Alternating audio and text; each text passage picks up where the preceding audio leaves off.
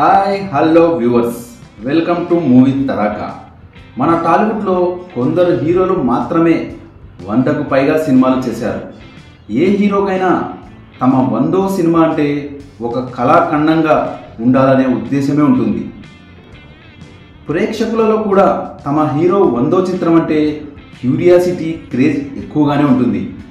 ఈ వీడియోలో మన టాలీవుడ్ హీరోల 100వ చిత్రాలు ఏవి, ఏంటి అనే విశేషాలు చెప్పుకుందాం పదండి.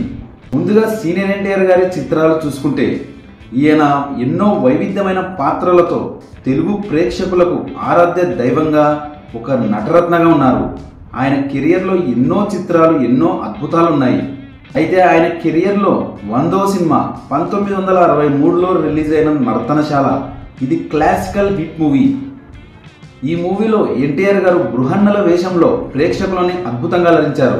నెక్స్ట్ ఏఎన్ఆర్ గారి అక్కినేని నాగేశ్వరరావు గారి 100వ చిత్రం చూసుకుంటే ఈయన తెలుగులో టాప్ హీరోగా ఉన్నా కూడా ఈయన 100వ చిత్రం తమిళ్లో రావడం విశేషం.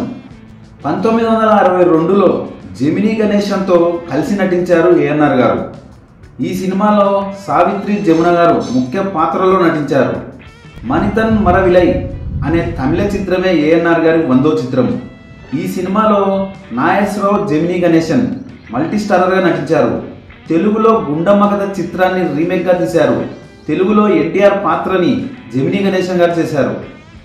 నెక్స్ట్ సూపర్ స్టార్ కృష్ణ గారి 100వ చిత్రం 1974లో అల్లూరి సీతారామరాజుతో 100వ చిత్రంగా వచ్చారు కృష్ణ గారు. ఈ సినిమా బ్లాక్ బస్టర్ ఇండస్ట్రీగా నిలిచింది. టాలీవుడ్ చరిత్రలోనే నిలిచిపోయే చిత్రం అల్లూరి సీతారామరాజు. నెక్స్ట్ సోగ్గాడు శోభన్ బాబు గారి 100వ చిత్రం గంగా మంగ. ఈ చిత్రం మల్టీ స్టారర్ మూవీ. 1973లో రిలీజ్ అయిన ఈ చిత్రంలో కృష్ణ, శోభన్ బాబు కలిసి మల్టీ స్టారర్గా నటించారు. వాణిశ్రీ గారు డ్యూయల్ రోల్లో అదరగొట్టేశారు. ఈ మూవీ సూపర్ హిట్గా నిలిచింది. నెక్స్ట్ రెబల్ స్టార్ కృష్ణంరాజు గారు 100వ చిత్రం రంగూన్ రౌడీ. ఈ మూవీ సూపర్ హిట్గా నిలిచింది. నెక్స్ట్ మెగాస్టార్ చిరంజీవి గారు 100వ చిత్రం త్రినేత్రుడు.